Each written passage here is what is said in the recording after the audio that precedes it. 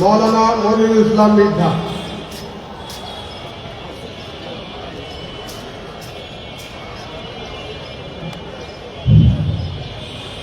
أعوذ بالله من الشيطان الرجيم بسم الله الرحمن الرحيم الحمد لله والصلاة والسلام على رسول الله বাংলাদেশ জামাত ইসলামী মিরপুর উত্তর থানার 3টি ওয়ার্ড কর্তৃক আয়োজিত আজকের এই প্রোগ্রামের মধ্যমণি যিনি ঢাকা 14 আসনের নবনির্বাচিত এমপি মীর আহমেদ বিন কাশেম আরমান, উপস্থিত আছেন বাংলাদেশ জামাত ইসলামীর কেন্দ্রীয় কর্মপরিষদ সদস্য ঢাকা মহানগরী উত্তরের সম্মানিত সহকারী সেক্রেটারি মাহমুদুর রহমান ভাই সহ স্থানীয় নেতৃবৃন্দ এবং আমার সামনে উপস্থিত অত্র এলাকার সর্বস্তরের ভাই এবং পর্দার আড়ালের মা ও বোনেরা, আসসালামু আলাইকুম ওয়া রাহমাতুল্লাহি ওয়া বারাকাতুহু।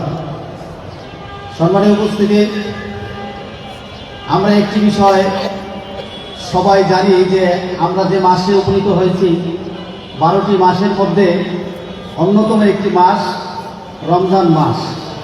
সেই মাসটি আল্লাহ রাব্বুল আলামিন কোরআনে ঘোষণা করছেন শাহরুর রমাদান, সম্মানিত মাস। এই মাসটা কি কারণে সম্মানিত? সে কারণ হলো এই মাসে আল্লাহ রাব্বুল আলামিন কোরআন নাজিল করেছেন। সেই কোরআন কোন কাজে কল্যাণ, কোন কাজে অকল্যাণ, মানবতার কোন কাজে মানুষের আইন বিধান এই কোরআনের মধ্যে বলা আছে, যেটাকে বলা হয়েছে হুদাল লিন-নাস ওয়া বাইয়িনাতিন মিনাল হুদা ওয়াল ফুরকান। সত্য এবং মিথ্যার পার্থক্য করে দেয় এই কোরআন, যার ফলে এই দুনিয়ায় মানুষ তার জীবন পরিচালনার জন্য, ব্যক্তি থেকে রাষ্ট্র পর্যন্ত এই জীবন ব্যবস্থা পরিচালনার জন্য আল্লাহ রাব্বুল আলামিন যে বিধান দিয়েছেন সেই বিধান হল কোরআন। আর এই কোরআন এই রমজান মাসে নাযিল হওয়ার কারণেই এই রমজানকে সম্মানিত করা হয়েছে। সম্মানিত ভাইয়েরা, এই কোরআন যেহেতু মানুষের জীবন ব্যবস্থা পরিচালনার জন্য আসছে, এটা আল্লাহ রাব্বুল আলামিন পবিত্র কোরআনে বলছেন ইন্না দীনা ইনদাল্লাহিল ইসলাম। ইসলাম হলো মানুষের একমাত্র জীবন ব্যবস্থা এবং এটা কমপ্লিট জীবন ব্যবস্থা বলা হয়েছে। যার ফলে এই দুনিয়ায় যদি শান্তিতে বসবাস করতে হয় তাহলে এই কোরআন অনুযায়ী আমাদের জীবনকে পরিচালনা করতে হবে। কেউ যদি এই কোরআন অনুযায়ী তার ব্যক্তি জীবন পরিচালনা করে তাহলে সে সম্মানিত হবে। তেমনিভাবে সমাজ যদি পরিচালনা করে সমাজটা সম্মানিত হবে। তেমনিভাবে রাষ্ট্র যদি পরিচালিত হয় এই রাষ্ট্র সম্মানিত হবে। কিভাবে সম্মানিত হবে? আল্লাহ রাব্বুল আলামিন সূরা আনকাবুতে বলছেন, যারা এই কোরআনের নীতি, তাকওয়ার নীতি অনুযায়ী এই জীবন ব্যবস্থা অনুযায়ী তাদের পরিচালনা করবেন দেশ এবং রাষ্ট্র, তাহলে আল্লাহ ওই এলাকা, ওই জমিনে এবং আসমান থেকে জমিন থেকে আল্লাহ বরকতের দরজা খুলে দিবেন। সম্মানিত ভাইরা, আমরা এই সম্মানিত মাস আসছে, সেখানে বলা হয়েছে যারা এই মাসকে যারা পাওয়ার পরে তাকওয়া অর্জন করবেন তাহলে তারাই সফল কাম হবেন। আজকে আমাদের মাঝে উপস্থিত আছেন আমাদের অত্র এলাকায় সবাই যাকে ভোট দিয়ে আমরা নির্বাচিত করছি, মাননীয় এমপি মহোদয়। আজকে আমরা এমপি মহোদয়ের কাছে, এমপি মহোদয় অনেক ইলেকশনের আগে অনেক ওয়াদা দিয়েছেন, আশা করি সে ওয়াদাগুলো বাস্তবায়ন হবে ইনশাআল্লাহ। কিন্তু আমাদের এই রাস্তাঘাট উন্নয়ন অনেক কিছুই আমরা চাওয়া পাওয়ার আছে, কিন্তু আমরা দেখব উন্নয়নশীল অনেক দেশ আছে যারা এই সমস্ত রাস্তাঘাট বিভিন্ন উন্নয়নের দিক থেকে তারা অনেক এগিয়ে আছে, কিন্তু ওই সব দেশেও দেখা যায় মানুষের মধ্যে শান্তি নাই। তেমনিভাবে আমাদের দেশে গত ফ্যাসিস্ট সরকার অনেক কিছু কিছু উন্নয়ন আপনাদের করছে, কিন্তু উন্নয়ন করার পরেও মানুষের মাঝে কিন্তু শান্তি বিরাজ করতে পারে নাই এবং মানুষকেও সে শান্তির মধ্যে থাকতে পারে নাই, যার ফলে অশান্তির রোশানলে তাকে এই দেশ থেকে পালিয়ে যেতে বাধ্য হয়েছে। এই জন্য আমরা বুঝতে হবে এই উন্নয়ন বা বিভিন্ন ধরনের কর্মকাণ্ড এইটা করার মাধ্যমে আমাদের শান্তি আসবে না। শান্তির জায়গাটা মূল খুঁজতে হবে।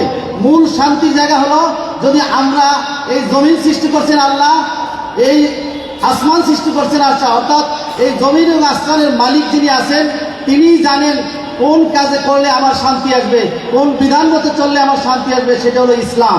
আমরা যদি আজকে ইসলামের মধ্যে না আসি, ইসলামের অনুশাসন পালন না করি, তাহলে আমাদের রাস্তাঘাট উন্নয়নের যত কিছুই সয়লাভ আমরা করি, কিন্তু মানুষের মাঝে শান্তি আসবে না। এই জন্য আসুন, রমজান মাসে আল্লাহ রাব্বুল আলামিন সূরা বাকারায় বলছেন, লাইসাল বিররু আন তুওয়াল্লু উজুহাকুম কিবলাল মাশরিকি ওয়াল মাগরিবি, পূর্ব এবং পশ্চিমে সিজদা দেওয়ার মধ্যে কল্যাণ নয়, বরং কল্যাণ হচ্ছে ওয়াতাল মাল আলা হুব্বিহি যাওয়াল কুরবা ওয়াল ইয়াতামা ওয়াল মাসাকিন ওয়া ইবনাস সাবিল, এই অসহায় মানুষের পাশে দাঁড়ানো, এই মানবতার কাজ করা, মানুষের পাশে দাঁড়ানো, এইটাই হলো সবচেয়ে, এই আয়াতের মধ্যে শেষ থেকে বলা হয়েছে উলাইকা হুমুস সাদিকুন, যারা এই কাজ করবে তারা সত্যবাদী, উলাইকা হুমুস সাদিকুন মুত্তাকুন, এরাই হলো মুত্তাকি। আজকে আমাদের সমাজে অনেকে মনে করে নামাজ, রোজা, হজ, যাকাত এগুলা পালন করলেই মনে হয় আমি বিশাল মুত্তাকি হয়ে গেলাম। না ভাই, আল্লাহ রাসূল সাল্লাল্লাহু আলাইহি ওয়াসাল্লাম এই দুনিয়াতে আসছেন যে সকল জীবন ব্যবস্থা বাতিল করে আল্লাহর দ্বীন এখানে প্রতিষ্ঠা করার জন্য, এবং আল্লাহর দ্বীন যদি আমরা পালন করতে পারি, সেই অনুশাসনের মধ্যে আসতে পারি, তাহলে আমাদের সমাজ এবং রাষ্ট্র শান্তিতে থাকবে। এবং আল্লাহর ওয়াদা, আল্লাহ বলছেন ওই জমিনকে এবং আসমান থেকে, জমিন এবং আসমান থেকে বরকতের দরজা খুলে দেবেন। আমরা কি সেই আল্লাহর সেই বিধান সবাই পালন করতে রাজি আছি কিনা? তেমনি ভাবে রাষ্ট্রে আমরা সেটা বিধান জারি করতে রাজি আছি কিনা?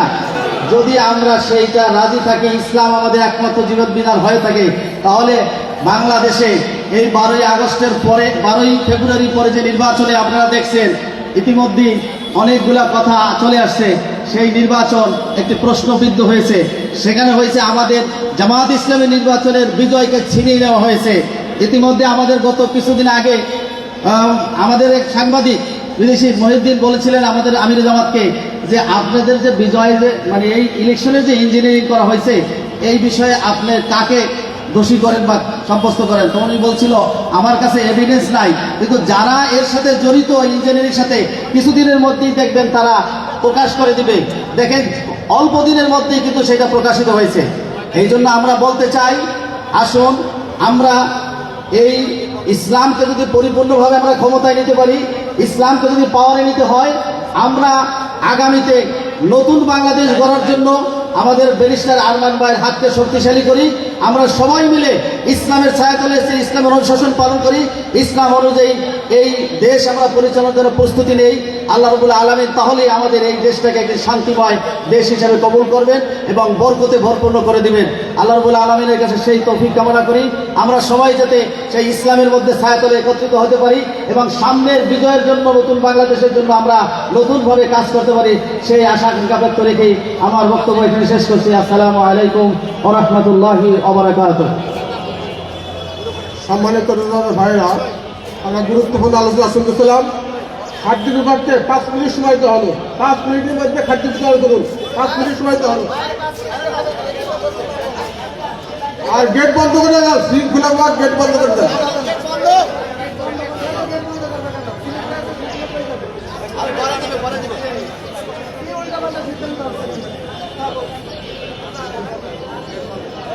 আপাতত গেট বন্ধ করে দেন,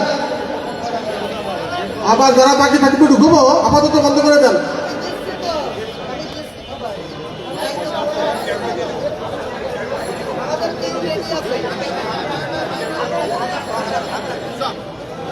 সম্মানিত রোজাদার ভাইরা, এই পর্যায়ে আজকের ইফতার মাহফিলে বিশেষ অতিথির বক্তব্য পেশ করবেন বাংলাদেশ জামাত ইসলামী কেন্দ্রীয় কর্ম পরিষদ সদস্য, ঢাকা মহানগর উত্তরের সম্মানিত সহকারী সেক্রেটারি জনাব মাহফুজুর রহমান। জনাব মাহফুজুর রহমান।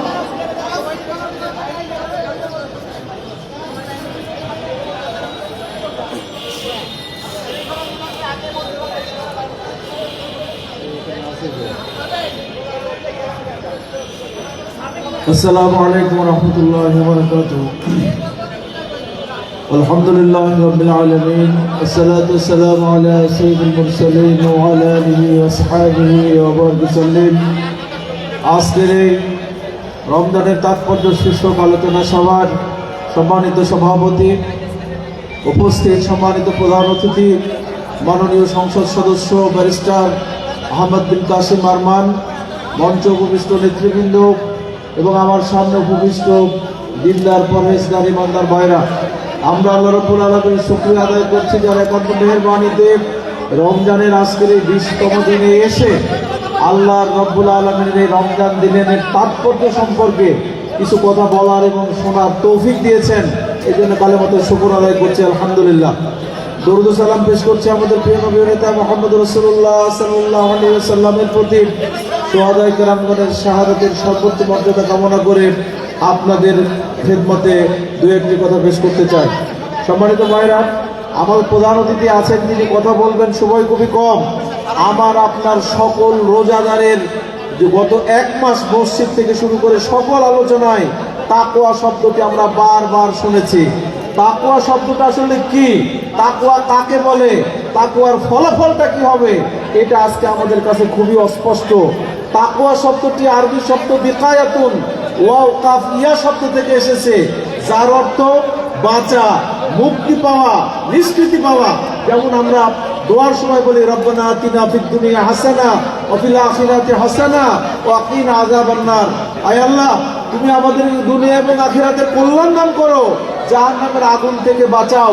এইভাবে আরেকটি আয়াতে যেমন আমরা বলি ইয়া আইয়ুহাল্লাযিনা আমানু উ আনফুসাকুম ওয়া আহলিকুম নারা, হে ইমানদার লোকেরা, নিজেরা জাহান্নামের আগুন থেকে বাঁচো, অন্যদেরকে বাঁচাও। অর্থাৎ আমরা তাকওয়া মানে যে ভয়, আসলে ভয় শব্দের অর্থটি আরবি খাউফুল খাশিয়াত থেকে আসে।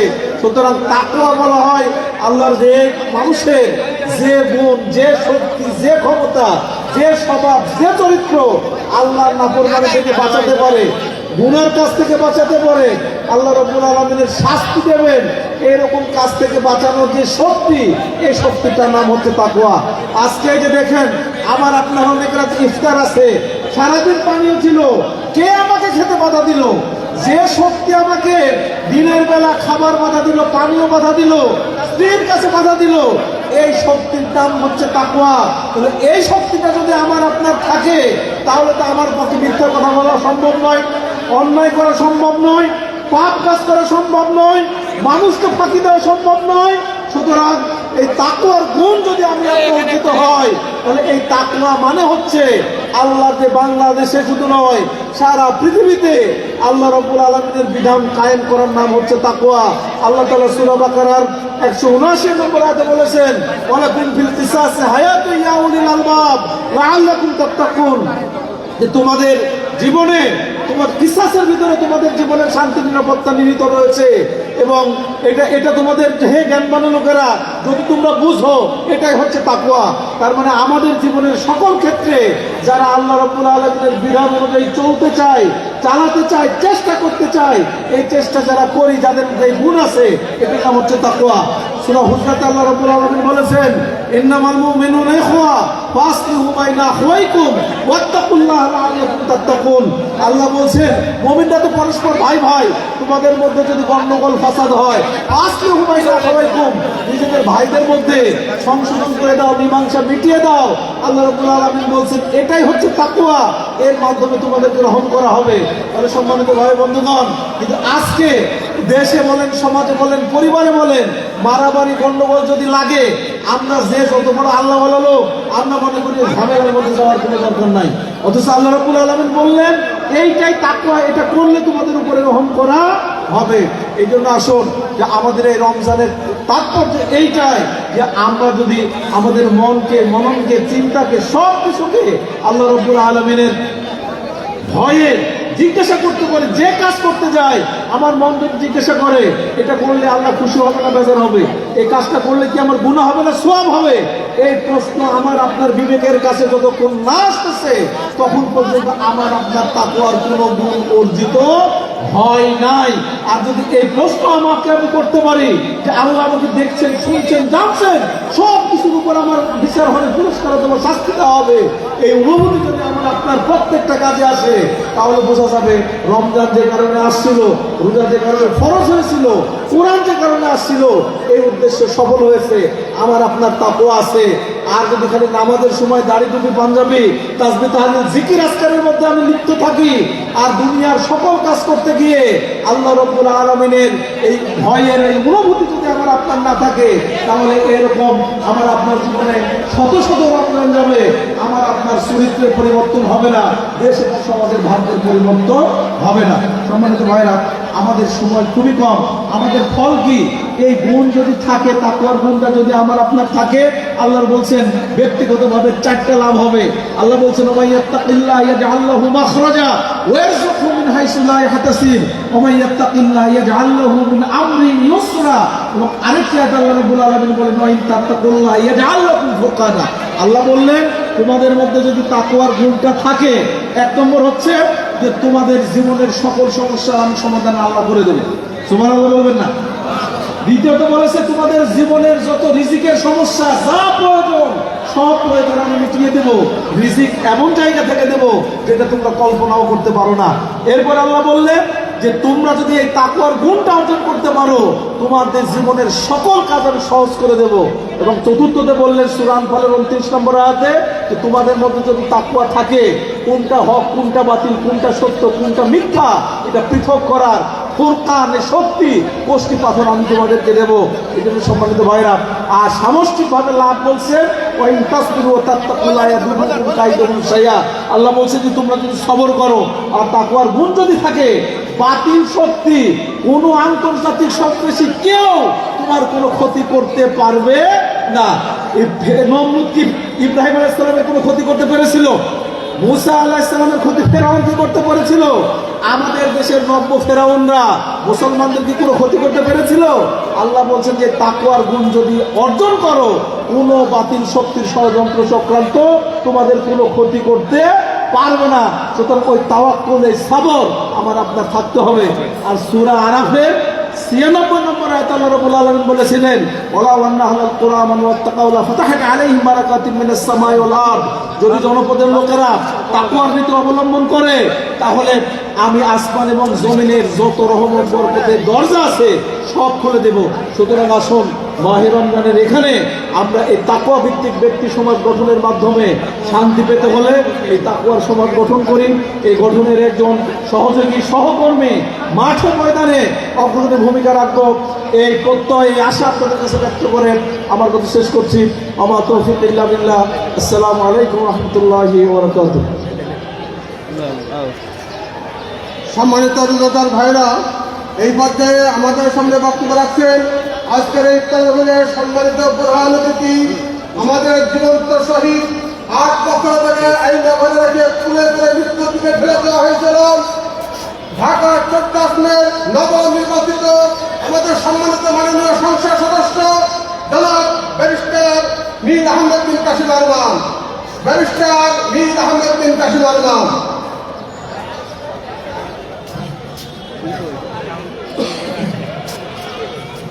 رب اشرح لي صدري ويسر لي امري واحلل عقدة من لساني يفقهوا قولي. اللهم صل على سيدنا محمد وعلى ال محمد كما صليت على ابراهيم وعلى ال ابراهيم انك حميد مجيد. اللهم بارك على محمد وعلى ال محمد كما باركت على ابراهيم وعلى ال ابراهيم انك حميد مجيد. اللهم اعتق رقابنا من النار. اللهم بلغنا ليلة القدر. ربنا تقبل منا انك انت السميع العليم انك انت السميع البصير. সম্মানিত উপস্থিতি, স্থানীয় পারিবারিক দল, সম্মানিত শিক্ষক, স্থানীয় ব্যবসায়িক প্রতিনিধিগণ, আমাদের তরুণ ছাত্র ভাইয়েরা এবং আমার ভাই ও বোনেরা, আসসালামু আলাইকুম ওয়া রাহমাতুল্লাহি ওয়া বারাকাতুহু। আমরা একটি নতুন বাংলাদেশের স্বপ্ন দেখি, যেই বাংলাদেশে থাকবে না কোনো কালো টাকার প্রভাব, থাকবে না বেশি শক্তির ব্যবহার, হবে না প্রকাশ্যে চাঁদাবাজি, হবে না প্রকাশ্যে মাদক বিক্রি, থাকবে না দুর্নীতি, থাকবে জবাবদিহিতামূলক, অন্তর্ভুক্তিমূলক, ইনসাফ ভিত্তিক একটি সমাজ। যে সমাজের স্বপ্ন আমরা দেখি, এই স্বপ্ন কোন এক ব্যক্তি বা এক দলের দ্বারা অর্জন করা সম্ভব নয়। আমরা যদি সে নতুন বাংলাদেশ অর্জন করতে চাই, যে বাংলাদেশ পেয়ে আমরা বড় হয়েছি, তার চাইতে সমৃদ্ধশালী, তার চাইতে ঐক্যবদ্ধ বাংলাদেশ আমাদের পরবর্তী প্রজন্মের জন্য রেখে যেতে চাই, তাহলে সবার আগে আমাদের ঐক্যবদ্ধ হতে হবে। আজকে যদি আমাদের এই এলাকার সবচেয়ে বড় সমস্যা আমরা নির্ধারণ করতে চাই, তাহলে নিঃসন্দেহে সেটা বলতে হবে প্রথম সমস্যাটি হচ্ছে প্রকাশ্যে এবং নীরব চাঁদাবাজি। আমরা যদি তালিকা করতে বসি কারা কারা চাঁদাবাজি করছে, আমরা দেখতে পাবো হাতে করে কয়েক কিলো, হাতে করে কিছু দুর্বৃত্ত লক্ষ লক্ষ মানুষকে জিম্মি করে রেখেছে। আমরা যারা চাই চাঁদাবাজি বন্ধ, আমরা সংখ্যায় অনেক বেশি, কিন্তু তারপরও হাতে করে কিছু লোক আমাদের জিম্মি করে আমাদের হারাম উপার্জন থেকে আমাদের বঞ্চিত করছে। আড়তে আসা 37 টাকার টমেটো চাঁদাবাজির কারণে 100 টাকা হয়ে যাচ্ছে। আর এই দ্রব্য মূল্য বৃদ্ধি হয়ে আপামর জনগণের উপর খুশি খাওয়াবে আমাদের সবার কাছে আসছে।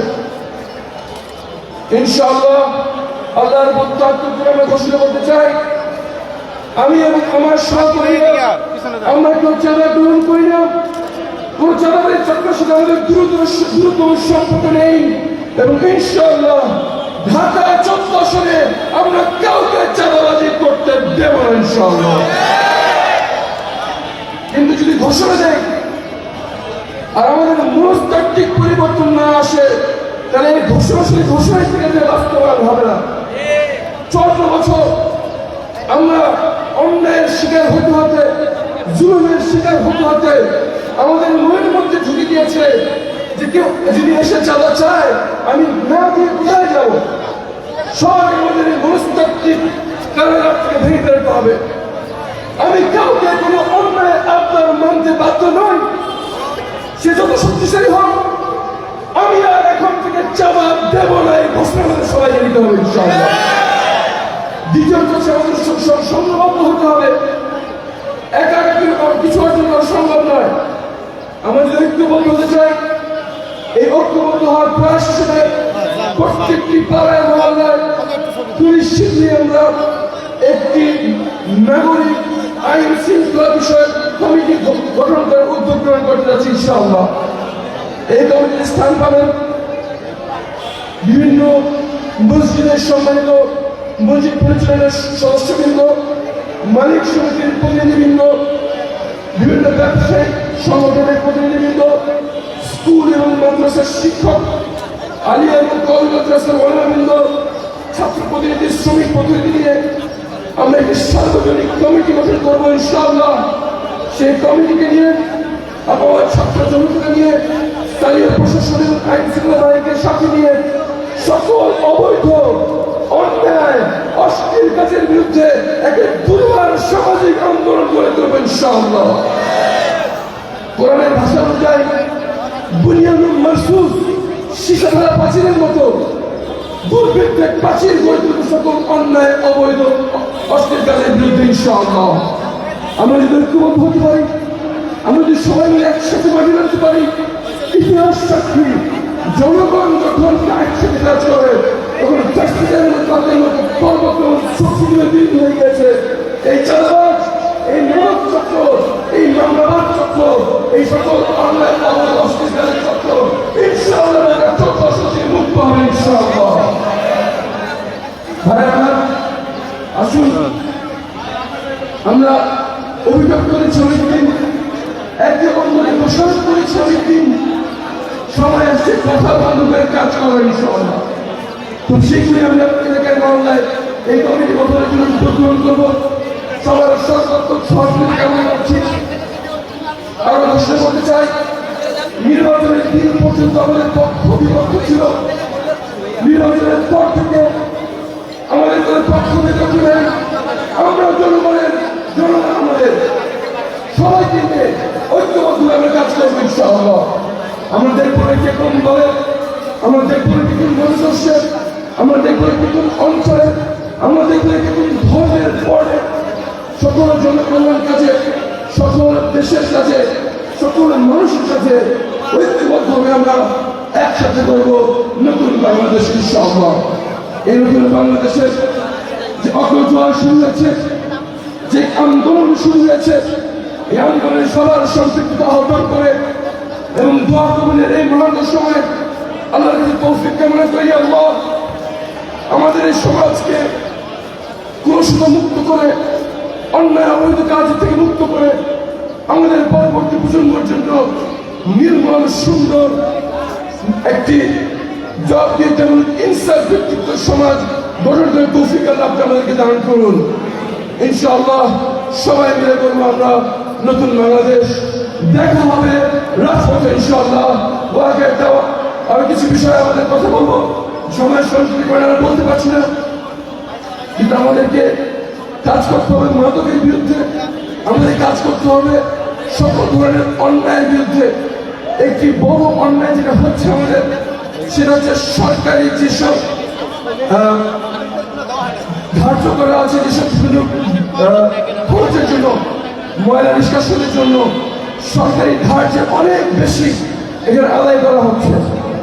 ঢাকা 16 আসনে আমাদের সম্মানিত সংসদ সদস্য কর্নেল আব্দুল বাতেন ভাই এই বিষয়ে ইতিমধ্যে কথা বলেছেন।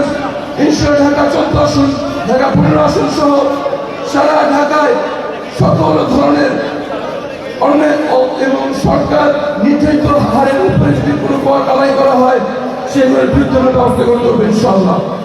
ফুটপাত দখল মুক্ত করার জন্য ব্যবস্থা গ্রহণ করবেন ইনশাআল্লাহ, এবং সামাজিক এবং সকল ধরনের অন্যায় আচরণের জন্য ঐক্যবদ্ধভাবে কাজ করবেন ইনশাআল্লাহ। দোয়ার সময় শেষে আসুন, আমাদের দোয়া পরিচালনা হবে, সবাই মিলে করি নতুন বাংলাদেশ। ওয়াকের দাওয়াত আমরা আল্লাহর উপর তাওয়াক্কুল করি, আল্লাহর উপর নির্ভর করি। ربنا عليك توكلنا وإليك أنبنا وإليك المصير. سبحان ربك رب العزة عما يصفون والسلام على المرسلين والحمد لله رب العالمين. السلام عليكم ورحمة الله وبركاته.